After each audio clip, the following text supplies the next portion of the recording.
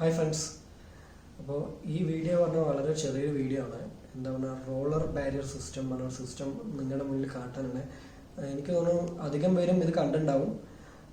പക്ഷേ ഇതിൻ്റെ പ്രാധാന്യം ഇപ്പോൾ എന്താ വന്നു പറഞ്ഞാൽ 2 ദിവസം മുന്നേ നിങ്ങൾക്ക് എല്ലാവർക്കും അറിയാമല്ലോ, കേരളത്തിൽ നെട്ടിച്ച ഒരു ആക്സിഡൻറ്റ് ഉണ്ടായി. KSRTC ബസ്സും ഒരു കണ്ടെയ്നർ ലോറിയും തമ്മിൽ. അതിൽ വിലപ്പെട്ട 20 ജീവനുകളാണ് ആ ആക്സിഡൻറ്റിൽ പൊളിഞ്ഞത്.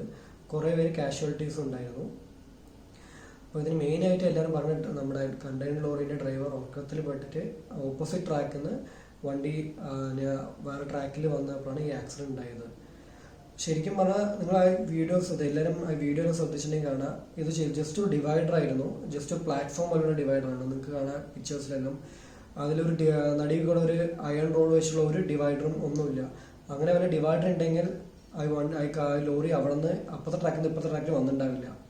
അപ്പോൾ ശരിക്കും പറഞ്ഞാൽ നമ്മൾ ഇങ്ങനെയുള്ള ആക്സിഡൻറ്റ് സോൺസിലെല്ലാം ശരിക്കും പറഞ്ഞാൽ നമ്മൾ നല്ല ഡിവൈഡർ വെക്കണം. അതേപോലെ റോളർ ബാരിയർ സിസ്റ്റംസ് എല്ലാം വെക്കണം. ഈ റോളർ ബാരിയർ സിസ്റ്റംസ് എന്താ പറഞ്ഞു കഴിഞ്ഞാൽ വണ്ടികളൊന്നും ഈ ആക്സിഡൻറ്റ് ഇങ്ങനെ ഈ ഡിവൈഡർ അടിക്കുമ്പോൾ ആ ഇമ്പാക്റ്റ് റെഡ്യൂസ് ചെയ്ത് അപ്പുറത്തെ ട്രാക്കിലേക്കായി വണ്ടി വിടില്ല. അപ്പോൾ ഇതാണ് ഇതിൻ്റെ ശരിക്കുള്ളത്. ടെക്നിക്കലായിട്ടുള്ള വശങ്ങൾ എനിക്കറിയില്ല. ഞാനത് ശരിക്കൊരു ചൈനീസ് വീഡിയോയിൽ കണ്ടതാണ്, സേഫ്റ്റി വീഡിയോയിൽ കണ്ടതാണ്. അപ്പോൾ ഈ സിസ്റ്റം നമ്മൾ ഇന്ത്യയിൽ ഇല്ല പറയാൻ പാടില്ല. ഞാൻ ഈ ഇടയ്ക്കൊരു ബൈക്ക് ട്രിപ്പ് പോയപ്പോൾ പോണ്ടിച്ചേരി ടു ചെന്നൈ പോകുന്ന ഹൈവേയിൽ ഇതേപോലെ ബാരിക്കേഡ് സിസ്റ്റം വെച്ചിട്ടുണ്ട്.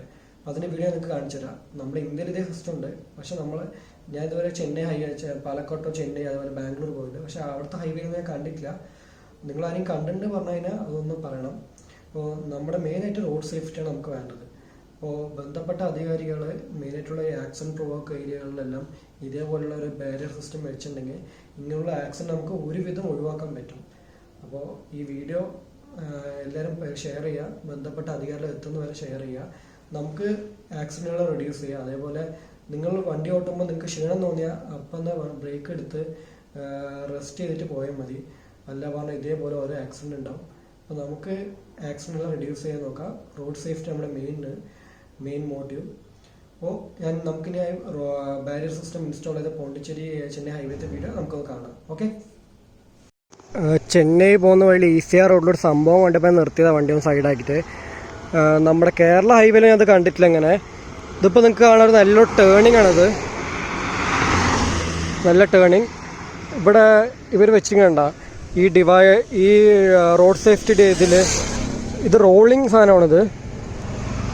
ഇത് ശരി ആക്ച്വലി എങ്ങനെ വർക്ക് ചെയ്യാൻ പറഞ്ഞാൽ വല്ല വണ്ടി കൺട്രോൾ തെറ്റി വന്ന് ഈ ഡിവൈഡറിൽ ഇടിച്ചു കഴിഞ്ഞാൽ ഈ റോളേഴ്സ് വർക്കാവും. അപ്പോൾ ഇതിൻ്റെ എന്താവും പറഞ്ഞു കഴിഞ്ഞാൽ ആക്സിഡൻറ്റ് ഇമ്പാക്റ്റ് കുറയ്ക്കാൻ പറ്റും. അതതിൻ്റെ മെയിൻ പ്ലസ് പോയിൻറ്റ്. ഇത് ഞാനൊരു ചൈനീസ് റോഡ് സേഫ്റ്റി വീഡിയോയിൽ കണ്ടതാണ്. അപ്പോൾ ഫോൺ വഴി ഇത് കണ്ടപ്പോൾ എനിക്കൊരു ഇൻട്രസ്റ്റിംഗ് ആയി തോന്നി. അതുകൊണ്ട് ഞാൻ നിർത്തി വീഡിയോ എടുത്താണ്. നമ്മുടെ കേരളത്തിൽ ഇത് എവിടെയെങ്കിലും ഉണ്ടെങ്കിൽ ഒന്ന് ആരെങ്കിലും കണ്ടിട്ടുണ്ടെങ്കിൽ ഒന്ന് കമൻറ്റ് ബോക്സിൽ തരണം. എന്നാൽ എനിക്കത് ഒരു ഇൻഫർമേഷൻ ആവും. ഞാൻ കണ്ടിട്ടില്ല, അതുകൊണ്ട് മാത്രം നിർത്തി നിങ്ങൾക്ക് കാണിച്ചു തരാൻ വിചാരിച്ചു. അപ്പം ഇനി ഇവിടെ നിന്ന് ചെന്നൈക്ക് ഏകദേശം 100 കിലോമീറ്റർ ഉണ്ട്. ഇനി ഞാനൊരു 2 മണിക്കൂർ പിടിക്കുന്ന വിചാരിക്കണം എത്താൻ ചെന്നൈ. അപ്പോൾ നമുക്കിനി റോട്ടിൽ വീഡിയോ കാണാം. ഓക്കെ.